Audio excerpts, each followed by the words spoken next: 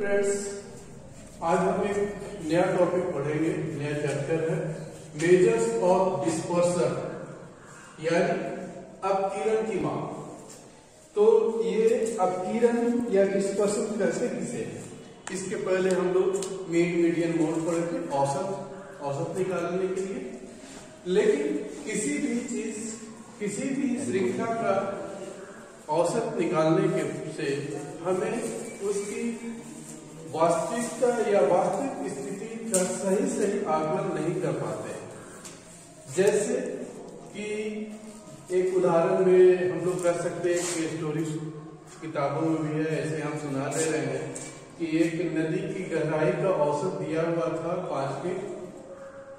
एक आदमी नदी पार करना था उसको, तो वो देखा कि सरकार बोर्ड लगा के रखी है इस तरह के नहर और नदी किनारे की, इस नहर की औसत गहराई इतनी है, नदी की औसत गहराई इतनी है। तो उस नहर का जो औसत गहराई था वो 5 फीट था, वो आदमी 6 फीट का था। तो सोचा कि ये तो 5 फीट हम तो निकल ही जाएंगे, तो यह औसत गहराई 4 फीट भी होगा। तो 4 फीट का औसत गहराई, वो आदमी था 6 फीट का, बोले हम तो 2 फीट ज्यादा है, हम तो पार कर जाएंगे। लेकिन एक जगह जो है गहराई जो था उस नहर में वो 10 फीट का था, तो वो वहां पर डूब गया। तो औसत से हम लोग सही आकलन नहीं कर पाते हैं, यानी कि औसत जो है इसको बिखराव कहते हैं। इस श्रृंखला के सभी मूल्य, सभी जो पद है, वो औसत से कितने दूरी पर बिखरे हुए हैं, इसी को हम लोग अपकीरण कहते हैं। यानी कि अपकीरण को हम लोग दूसरे दर्जे का औसत भी कहा जाता है। अपकीरण की माप को हम लोग दूसरे दर्जे की औसत, इसको हम लोग ये भी कहते हैं। पहला एक औसत निकालते थे मीडियन मोड, लेकिन उसके बाद एक तरह का और औसत है जिसको दूसरे दर्जे की औसत कहते हैं, उसे अपकीरण की माप कहते हैं। तो अपकीरण की माप क्या है? तो यहां पर किसी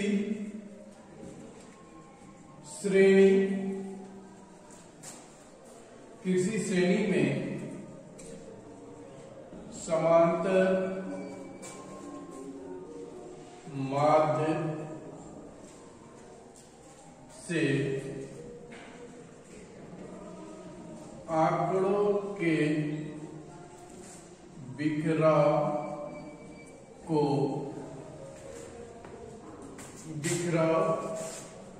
के माप को अपकीरण कहते हैं। यानी कि वो श्रृंखला कोई भी है, श्रृंखला ABCD या 1 5 7 10, तो जो भी औसत इसका आता है उस औसत से ये एवरेज मीन जो है, इससे ये सारे जो श्रृंखला के मध्य है उसकी दूरी कितनी है, वो कितने दूर में स्थित है, या वो कितना बिखरा हुआ है। इसलिए इसको हम लोग बिखराव यानी कितना अंतर है, तो इसलिए इसको हम लोग अंतर की माप भी कहते हैं। अपकीरण की माप को अंतर की माप भी कहते हैं, या बिखराव की माप भी कहते हैं। तो ये और यहाँ, तो ये तीनों नाम से हम लोग ऑब्जेक्टिव में भी आया सकता है कि अंतर की माप, बिखराव की माप, दूसरे दर्जे की औसत या अपकीरण की माप, ये सब एक ही है। ये सब नाम इसलिए याद रखना है कि ऑब्जेक्टिव में 1 नंबर में यही सब पूछ सकता है कि बिखराव की माप क्या है, या अंतर की माप, अपकीरण की माप को और किस नाम से जानते हैं। तो ये तीनों याद रखना होगा तुम लोग को। तो फैलाव, कितना फैला हुआ औसत से, तो इसलिए अपकीरण की माप में हम लोग ये जानते हैं।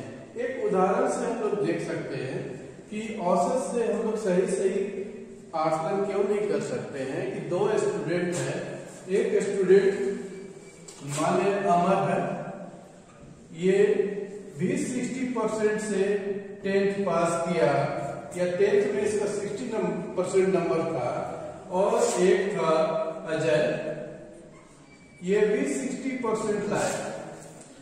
तो दोनों एक ही मोहल्ले में थे, सारे लोग बोले दोनों तो पढ़ने में एक जैसे हैं, एकदम इक्वल, कहीं दोनों का 60% आया।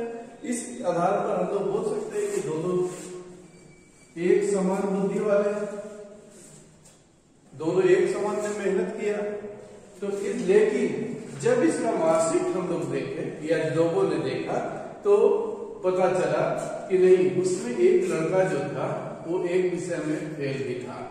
तो जैसे हम लोग अगर मान लिया कि 5 पेपर का एग्जाम था, तो एक अमर जो है एक पेपर में 63, दूसरे पेपर में, तीसरे में ये लाया, और 60, 62, 58, 57, 63। तो ये तीनों का दोनों में जोड़ जो है ये 300 आता है, ये भी 300 आता है। और जब इसका हम लोग जब मीन निकालते हैं तो सिग्मा x बाई n इसका तो 3/5 तो 60%। तो ये 60% ये आया, तो हम लोग दोनों बराबर है। लेकिन ध्यान से देखो, इसमें जो अमर है वो एक विषय में फेल था।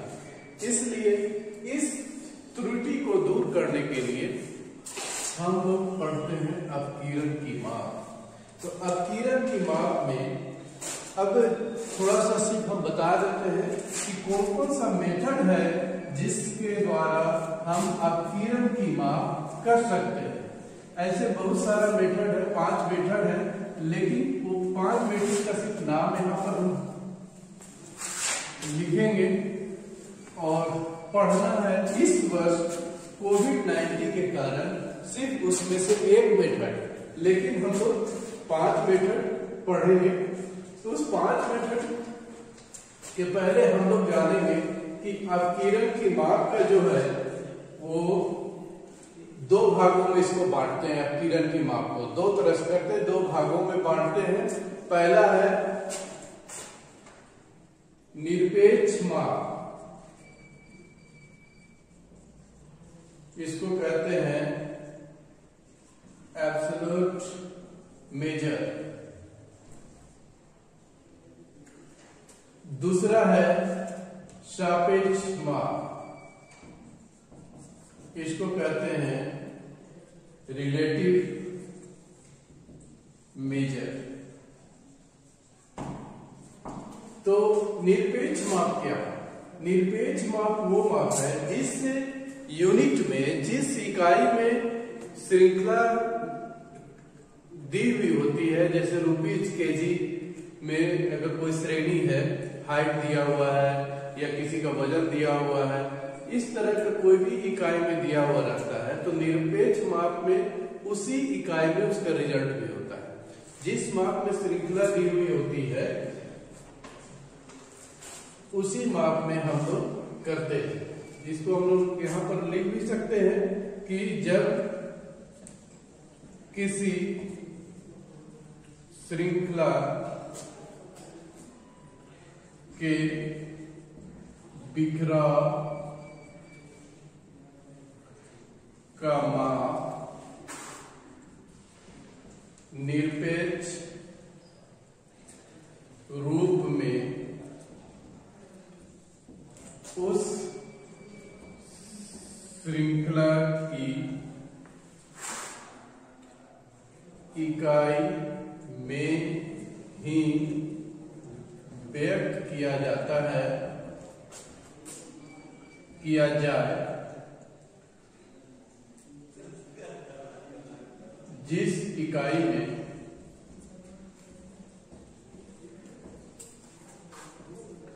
श्रृंखला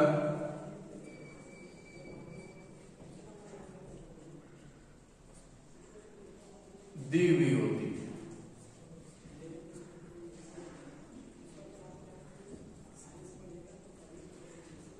तो उसे निरपेक्ष माप करते हैं, एब्सोल्यूट मेजर करते हैं। जैसे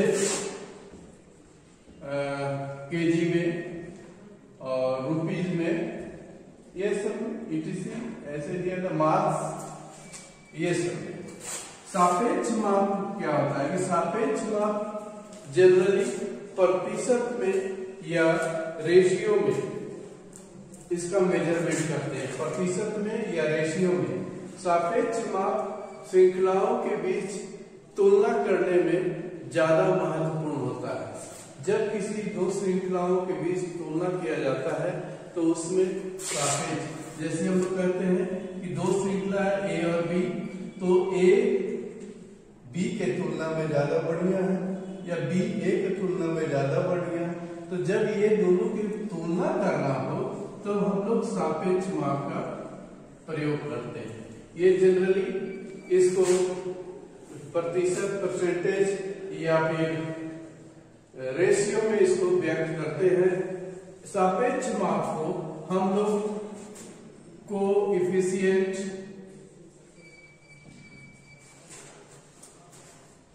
ऑफ